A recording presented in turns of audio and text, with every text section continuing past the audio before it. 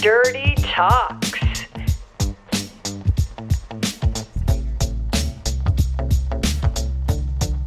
We gotta wait for speed. Alrighty, hey skaters, it's Dirty Deborah Harry here, and you've reached Dirty Talks podcast. And I am here with the amazing, lovely, and talented Miss Rolly Lux. Hey, I'm Dirty Spirited Sidekick. Here to listen and learn and ask questions. She's so helpful, you guys. You have no idea how helpful she is. She had mentioned to me, like, you should just do this thing by yourself. And I was like, no. I know when I need help. I know when I need professional help. I'm like a blanket, a security blanket. Or a weighted blanket. Have you tried a weighted blanket? Well, no, but on the 4th of July, you're supposed to put one on your dog if they have anxiety or something. Okay. My dog weighs like 110 pounds. I don't think she's going for the weighted blanket. But anyway, listen, weighted blankets, yes, good, 10 out of 10. That's Get one, me. they're I'm amazing. A weighted blanket. But let me just tell you, Rolly really helps me because our channel, The Dirty School of Skate, for those of you who don't know, it's a tutorial channel on YouTube giving you the best of roller skating tutorials. So if you're here and you thought, Dirty Talks podcast, ooh, let's listen and hear dirty things. It's all dirty things related to roller skating, okay? Hope I don't disappoint. Stick around even if you don't roller skate, because what we actually do is talk about topics that we feel relate not only to roller skating, but help you learn something a little bit about life. So if we're doing our job, I feel like we're, hitting you outside the roller skating arena or the rink. I agree. You have helped my life improve in so many ways outside of roller skating because of your wisdom that has kind of evolved from roller skating. So I grew up in the world of roller skating. My family owns and operates the Fountain Valley Skating Center in Fountain Valley, California. And my family's 3 generations deep into roller skating. And I'm telling you, this is funny. So I went to UCLA and I had to write one of those statements. Like, you have to write an essay to get into college. It was hilarious. So everyone's writing in their essay, like, every single thing that they have accomplished in school and all their extracurricular activities. My extracurricular activities were hanging out at the roller rink. Okay. And swimming in motel pools. Yeah, yes. I'm a big motel pool swimmer. I thought I was doing like synchronized, but I was by myself. Okay. So I am a one-woman synchronized swimming team. Okay. I give you more entertainment as one person. I don't need all them other girls. Okay. Okay. So I had to write my UCLA, essay to get into UCLA, right? And so again, everyone's doing the script. Everyone's like, my grades are this, my extracurriculars are this, I want to do this. And when they say I want to do this, almost all the time, it's what we would just, I think, very formally term as, know what I mean? It's a whole bunch of BS, okay? Mm-hmm. So I did not think I had a snowball's chance in hell in getting into UCLA. Okay. So I just went crazy on the essay and I wrote basically everything that I have learned about life and everything that has prepared me for my journey, from college and beyond, I learned at the roller rink. Okay. So I basically took having my first job at the roller rink, which is like I was, unpaid child labor, like 8 years old, working the snack bar, working the rental counter. I got promoted later. From snack bar? Yeah, girl. Okay, snack bar. I was like the skating waitress. Okay, I love the snack bar because snacks. Okay, I was. Did you get to eat the snacks? Do I look like a person who eats snacks? Yeah, I ate snacks. I was like the best cotton candy maker. And also, I learned a very important lesson: suggestive selling. Okay. So when I was behind the skate, but in the snack bar, it's like, if you wanted a hot dog, honey, I will turn you on to that combo package with the popcorn and the drink. Okay. No one's going out with just a hot dog. Okay. That doesn't surprise me one bit. Yeah. I think that's kind of some of your East Coast parts of you coming in. Perhaps. Like, my uncle's like, you better make some money in that snack bar today. And I was out there suggestive selling. I didn't know it was a thing, but I wanted to see my sales get high. And then I would pass out skates at the skate counter. I learned a ton there. And then, I had to floor guard. And it's so many different things I learned at the roller rink and learned in the process of skating. So I wrote this all out in a big old essay and sent it off to UCLA. And what I really think is that they were having an off day. We're like tired of reading the obvious merits of all the other students. And they said, listen, let's sprinkle in a loser or two. Stop. And then someone said, I've got one right here. This chick grew up in a roller rink. And they were like, do we have a box to check off for white trashy chicks? And then they were like, check. And that's how I think I got in. I really You do. are always so incredibly, I don't want to say hard on yourself, but you downplay your incredible articulate way. I'm sure that essay read like a story, and they couldn't pick their jaw up off the ground because they were like, I'm learning lessons about life through a person's experience growing up in the roller rink. Oh, because when you say articulate, I was really, really descriptive. I'm sure you were. Because I went to Catholic school, and you could not get out of Catholic school unless you knew how to write. So I wrote about my experiences, no joke, when I was like 10 years old and had to clean the boys' bathroom. Stuff like that. Like, climb every mountain, people. You know how hard it is as a 10-year-old girl to go in a boys' bathroom? I didn't even know, Dirty. Okay, men, you are gross. Oh. God love you, but you have no aim. It just goes everywhere. Oh, yeah. I mean, what? Yeah, I have trauma from boys' bathroom. And my mom, God love her, she was like, get in there and clean the restroom. Now, I want you to know, though, this was like the 70s and 80s. And my mama didn't mess around when it came to cleaning. It's not like you just went in there and you like slapped the mop around or picked something up. I was in there with the Ajax.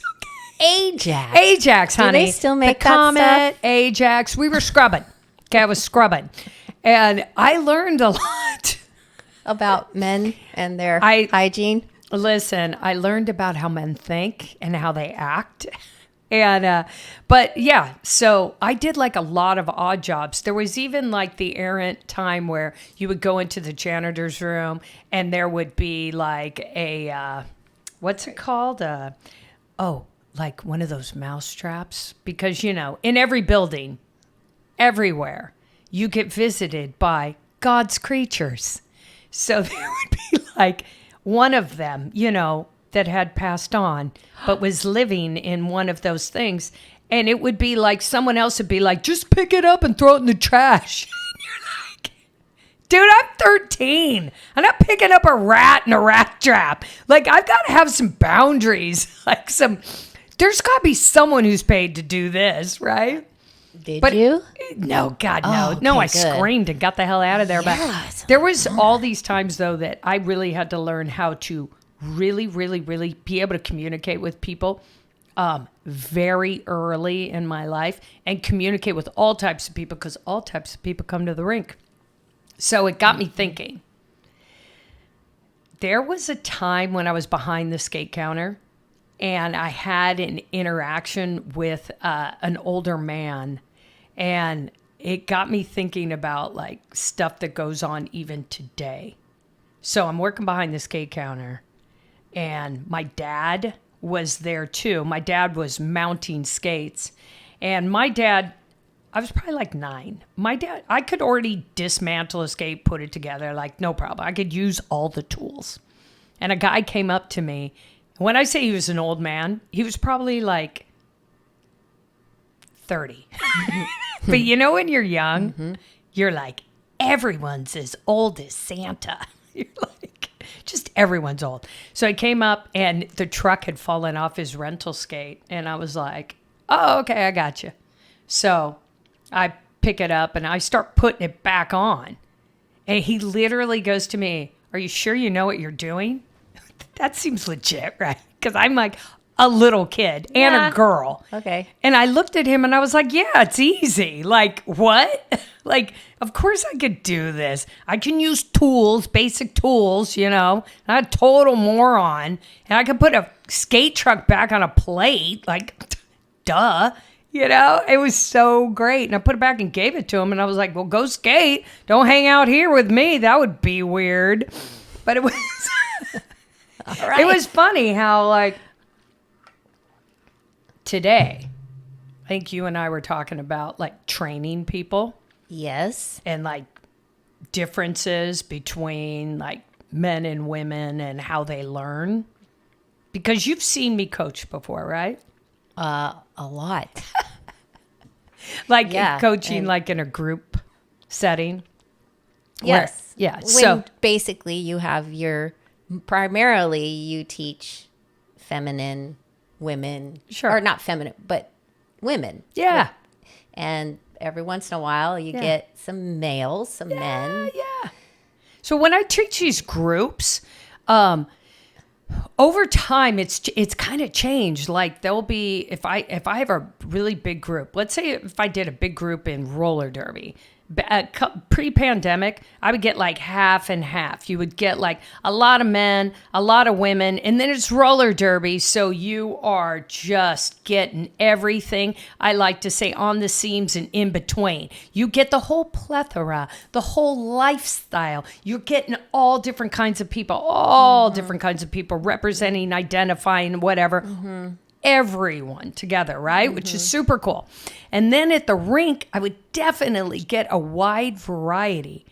But I noticed that on the edges, okay, women that really identify as female. Feminine. That's what I was trying to say. And like bringing that feminine energy. And then there's guys that are like real masculine. Yeah. Okay. So I recognized that when I trained them, they were consistently coming at me with the same responses when they were getting frustrated.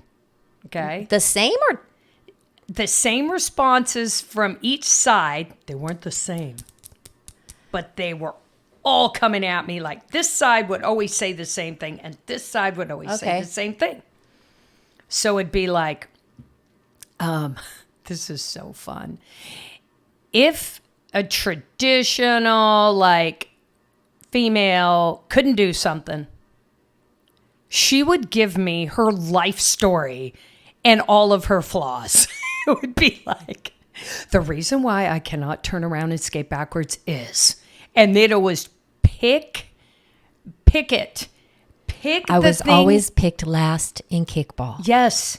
Pick whatever big self-doubt you have, whatever insecurity you have, pick it. I've heard it. Yeah. Every single female would just be like, oh my God, it's because I've never been good at sports, because I was picked last. It's because I was too fat. I'm too skinny. I'm weak.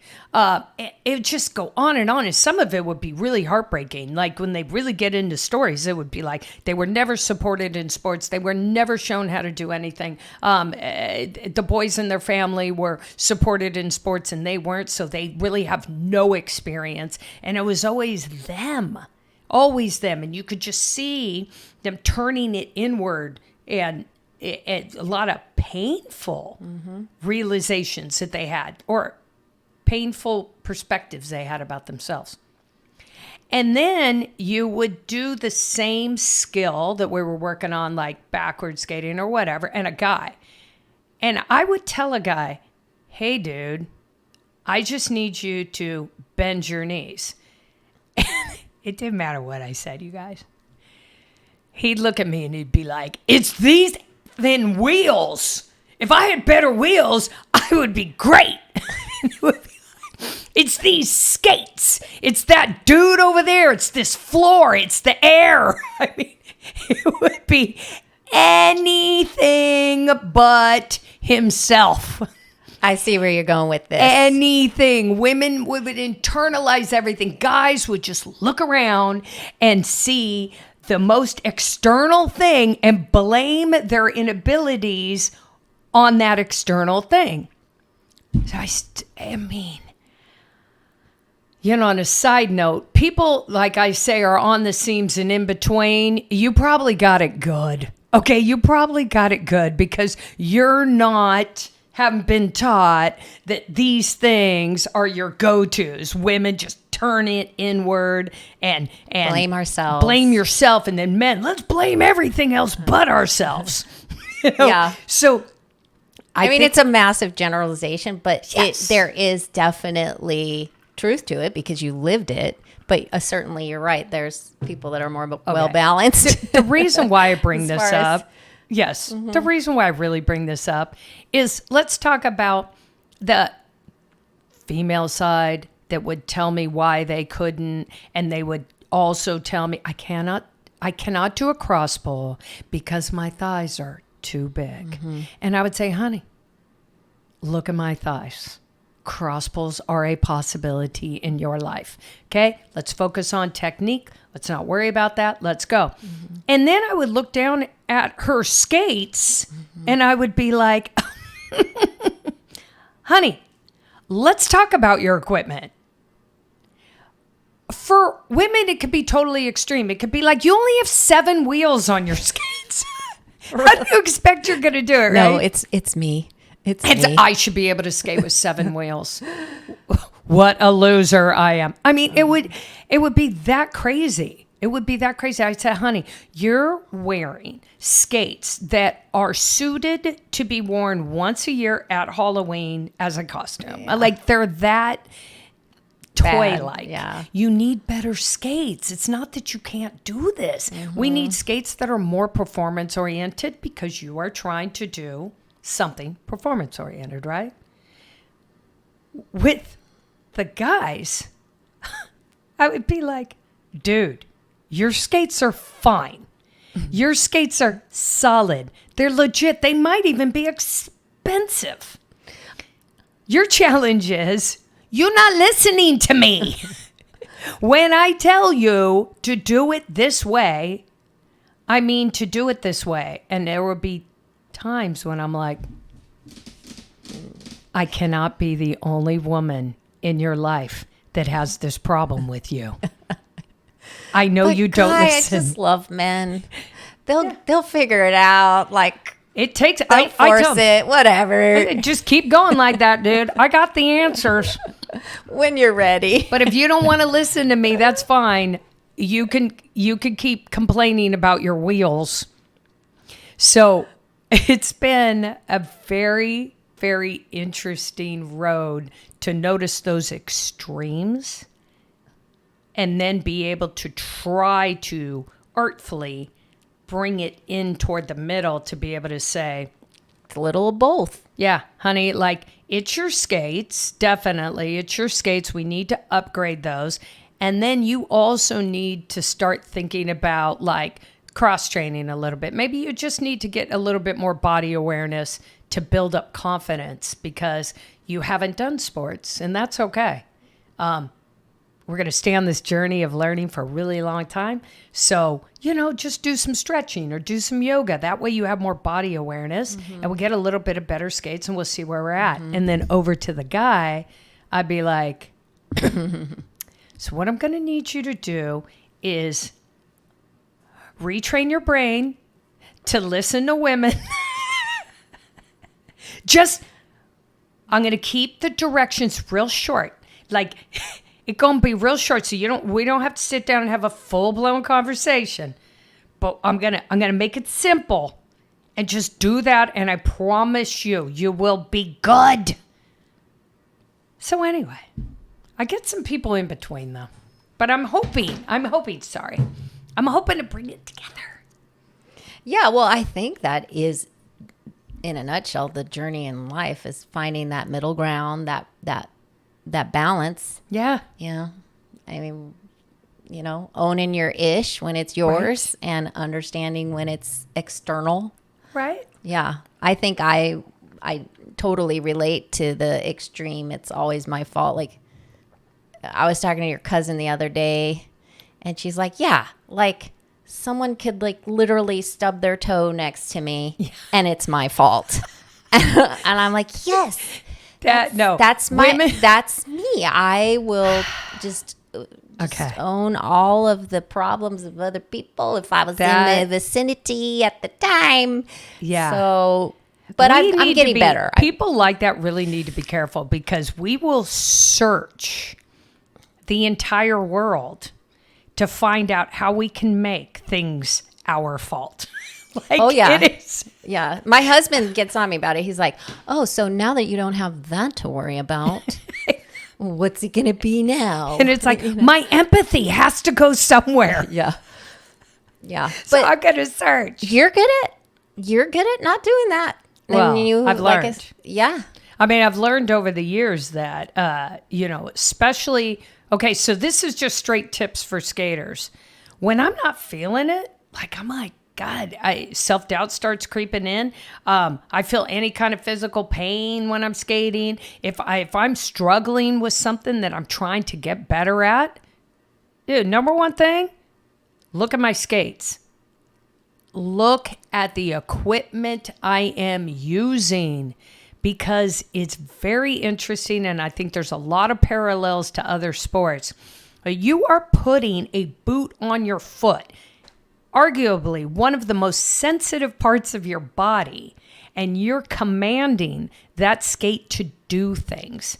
Now, if that skate isn't in proper working order, if that skate has been neglected, abused even, and it is not properly functioning, you may not realize it, but subconsciously, your body's picking up on all the clues that this is not a good idea and you are not in a safe place. What a wonderful way to put that, Dirty. Yeah. Like, how much our bodies are in tune with themselves. And you just articulated that our subconscious or our, the connective neurons and all this stuff are trying to tell you something. Right. So listen. I mean, can you imagine? Like you could put this, like, what if you were a person who did, what is it called? Pole vaulting.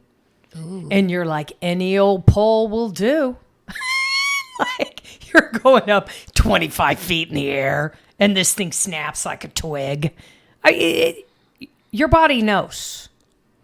Yeah, you're right. And gosh, I had a really crappy day yesterday at the skate park. Yeah. And I didn't even think to look at my skates or assess that. And who knows, maybe there's nothing wrong with them and I just had a crappy day because maybe I drank the day before or something. But I'm not saying that. I'm just saying. Well, as long as you're not drinking the day of. No, I'm totally kidding, by the way. But yeah, like, I didn't even think of that. And I'm not trying to lean this to, like, guys are right, blame your skates. No, guys will, and it's a balance. Not being offensive here at all. You blame it before there's anything to blame. You ain't listening. That's why you're blaming, okay? So we listen first, and then, and I'm always looking at people's skates like, this needs to be, but it's interesting how it's the absolute go-to, and I wonder, in the development of men and women, society in general, that men are first, maybe it's a protective thing to blame external things first. And well, for their women, ego, right? I think that's just it's all right. I mean, it makes the world go round where everyone's different. But it's interesting how over time that has been a thing that I've had to deal with. And then with women, we don't have an ego. I'm like, girl, trust me, it's your skates. Yeah. Let's just start with that. And then kind of what's so great about skating is because it's something that you can consistently get better at, that people can really work through self-doubt. They can work through past issues. And this goes for all people. Okay, if you were raised in a family where sports weren't a priority, or you didn't have access, you can get into this as an adult, and you can actually, I think, grow, change, and develop through skating. So if you have some self-doubt or some insecurities, as you recognize that, okay, this equipment needs to be in good working order. Okay, it is. Now I feel good. Now I get on my skates. And now, okay, well, I don't feel so good about this. I don't think you can just then say, okay, now it's time to rely on, did I listen to what my coach said? Am I practicing? Mm-hmm. That's a big one. I think that's the one that's hardest because it takes effort and it takes a lot of not good days. Oh, yeah. Yeah. I mean, I've had plenty of those. Right? But you got to keep coming back. Right? And those days where you really, really, really, really struggle, and then you come back to skating and you're like, I love you. Mm-hmm. Is that I'm in it for the long haul, because if your journey in skating were just pleasure, you would go away from it at some time. Yep. Okay, so I'm going to try to give an analogy that'll work for me. If I just ate pizza all the time, at some point, I think I might get sick of it. I might not. But things that you find pleasure in, if you overdo it, it becomes... It makes you sick. Yeah. You get burned out. You're like, it's not fun anymore. Or you're chasing that pleasure feeling. Whereas when you struggle and then you overcome, that's not pleasure. That's like growth. That's like, oh my God, I have cured myself of something, or I've shown myself as someone who could do it to myself. It's only you're proving it to yourself, and you're like, I still got it. I can do it.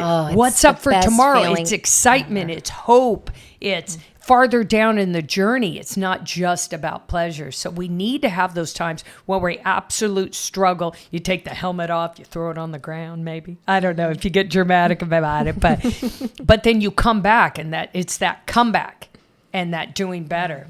There's nothing more satisfying for me. Yeah. Like that's what I come back for every time. It is interesting how it helps you realistically in all aspects of life, because some of our other things that we do are just kind of static. Like, let's say your work life could be static. It's like, I go here, I show up, I do this, and maybe you struggle to find meaning, to find satisfaction, to find growth within a job. Maybe you find that same struggle within school. There's a lot of that. So going to something that like roller skating, which I call, it's part sport, part art, because there's so much self-expression in it that it's really, really, really helpful. But as we wrap this up, what I want to say, if you find yourself on the extremes and you find yourself, every time I can't do something, I blame myself. Every time I can't do something, I blame my equipment. Let's just come together a little bit, people. Let's make sure that we are checking our equipment and then checking ourselves. Beautifully said, Dirty. Focus on your technique. Focus on your practice. Right? Yep. And we're all striving for that. Yeah. A perfect balance. No, not perfect. Just, what did you say? Boring. You got to have the flaws. What did you say earlier? Like adequate? Okay. I like to keep lowered expectations. I don't know if you guys remember that though I think it was SNL a long time ago. They did look it up if you don't remember this. They did I think it was SNL, but it could have been, what was that other big show? Anyways. In Living Color. That was great. And then there was Mad TV. Ooh. But one of them did a skit, look it up. It's called Lowered Expectations, and it was a dating site. And I think the actual dating site they were spoofing was Great Expectations, and this was Lowered Expectations, and it was great. Just lower those expectations. Look at us. Happiness. We've lowered ours. We're constantly lowering it. As you get older, just get lower, people. In skating, too. Think you're going to fall? Get low. Go low. Love it. All right, you guys, we got to run. Thank you so much for tuning in. We really, really appreciate you. Thank you, guys. All right. Love you. Go practice. We'll see you next time.